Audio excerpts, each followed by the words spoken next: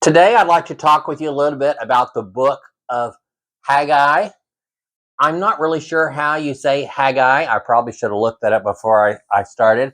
I remember as a kid hearing my dad pronounce that as Haggai. And when I look at Haggai, it probably wasn't the book of Haggai, but it's probably Haggai. But we have to, also know and understand that a lot of these names in the Bible may or may not have been the actual names, but it's believed that a man named Haggai wrote the book of Haggai. And when I look at the book of Haggai, here's what I think about. Uh, remember the uh,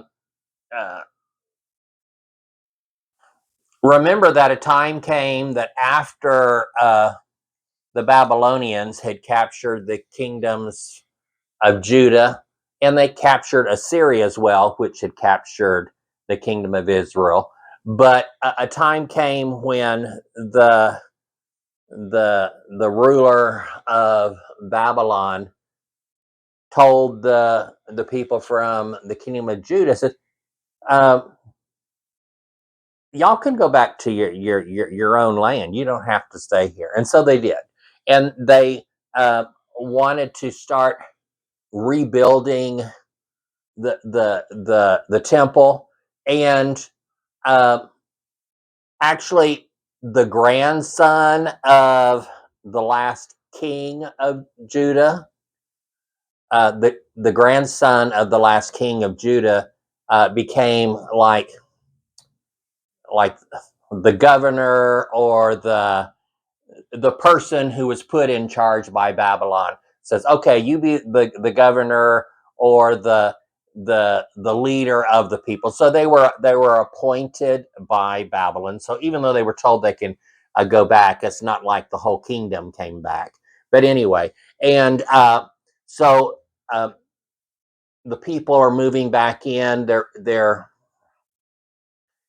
rebuilding houses because everything got destroyed, whether it was the Babylonians came in and destroyed everything, or the other people in the area. In our last discussion, we saw where Obadiah reported that the descendants of Esau, the Edomites, came in and destroyed and plundered and took anything that was of value. And so the people were beginning to build their houses and things and getting things back.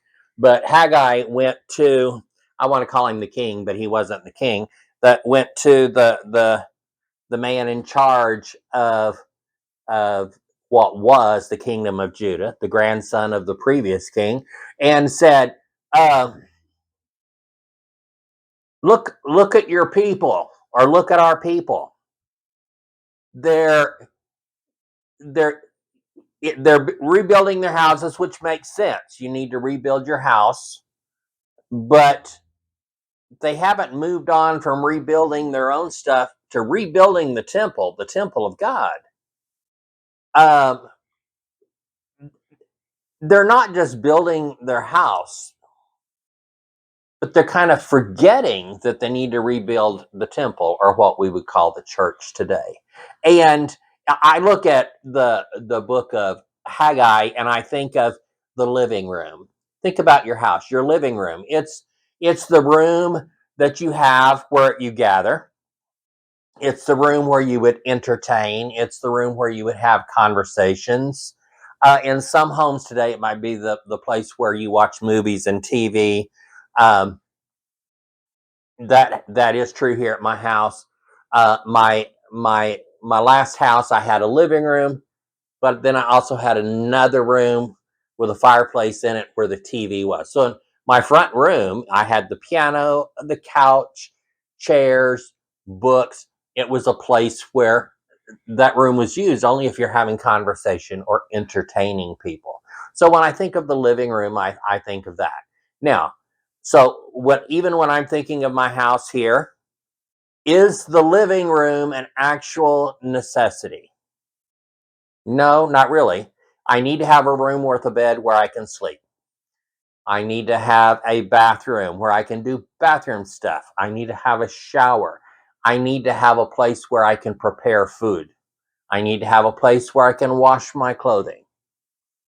Do I have to have a living room? Well, no. This room, which is my home office, I don't have to have this room either, actually. I'm only one person living in my house, so technically I need one bedroom, one kitchen, one bathroom, and one place to put a washer and dryer. Really, if we're talking about needs for in today's world.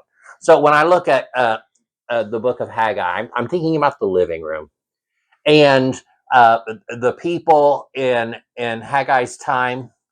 They'd come back from Babylon, maybe a generation after, and they're coming back. Maybe they remember it when they were children. I don't know. Maybe they were born in Babylon, had come back. I don't know. And I should look at the timeline so I know what I'm talking about. But I'm just kind of imagining this story now. If the person selected was actually the grandson, not a great grandson, but a grandson, if I'm reading and understanding that correctly, then he would his father would have been a prince. Um, hmm.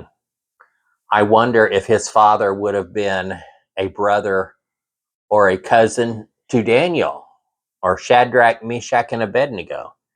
Maybe I should look at the genealogy. Maybe he is the son of Shadrach, Meshach, and Abednego, or the son of Daniel, but we don't have any record that Daniel, Shadrach, Meshach, and Abednego were married, but all of the princes were captured. Okay, I'm bird walking now because I'm having all of these wonderings, and and that really is how I read and study the Bible. I ask those questions. So if this is the grandson, and we know Shadrach, Meshach, and Abednego, and which that's their Babylonian names, and Belshazzar, which was the Babylonian name for Daniel, were the princes.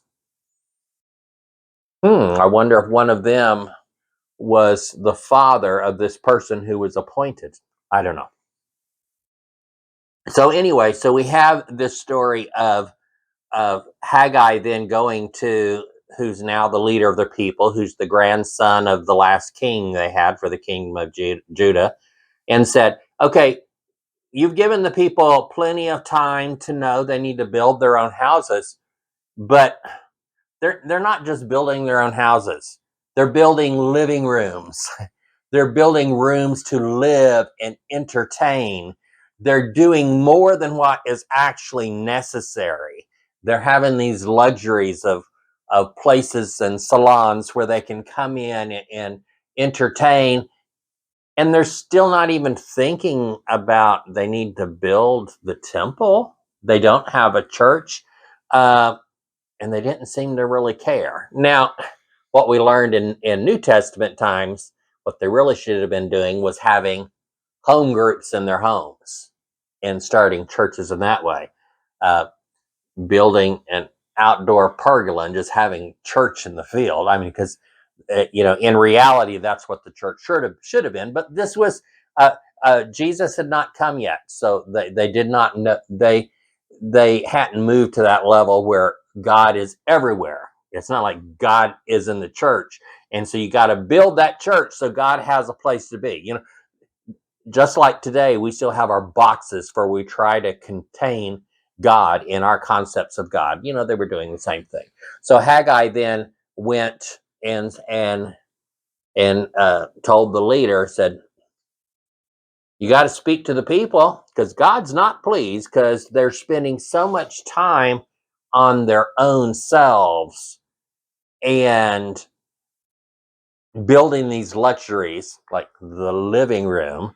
They're spending so much time to make sure they have places to live in their house, more than just shelter, but living rooms. Then they really need to focus on the church." And I think sometimes we do that as well. Here's kind of my thought. Um, yes, I'm gonna go to church on Sunday unless something better comes along. If my friends call and say, "Hey, I've got a beach house in Galveston this weekend. Hey, you want to come?" Sure, I'm going. Um, let's get together on Wednesday night and work on this book study. You want to do that? Yeah, I'll do that. uh, unless my friend asked me to go to the barbecue place where they do live bluegrass music on Wednesday, because I really would like to do that. Or if my friend's doing a show at Los Robles where they have good tacos, if I get someone to invite me to do that, I'll go do that instead. So you see where maybe Haggai is more about priorities, and where do we prioritize our time? Do we live our lives in such a way that we are actually living out the ministries that we're called to? I'm not saying that you never have any free time, you never socialize, you don't gather in your homes and have conversations, because we are called to love all people, and we love people by spending quality time with them. And I'm not ever saying you don't ever take a vacation. That's not what I'm saying. But if you never put living out the calling that you have on your life, then that's not having even a priority to do that. If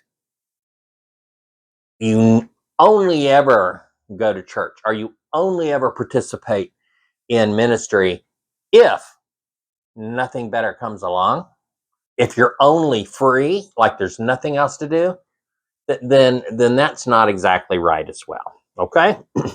Okay, so when I look at Haggai, I'm looking at Haggai, the living room. We like our living rooms. We all have a living room, but it's not an absolute necessity. We all like going on vacation. Yes, going on vacation is good. Is it an absolute necessity? Well, it's needed and important, but it's not a necessity. It really isn't. So we need to spend more time looking at our priorities and where we spend our time. A lot of times, especially in church world, we talk about people and their money, but our time is way more important than our money. Okay, y'all have a good week. Thank you for watching. If you enjoy this type of conversation and content, be sure to like, share, and subscribe.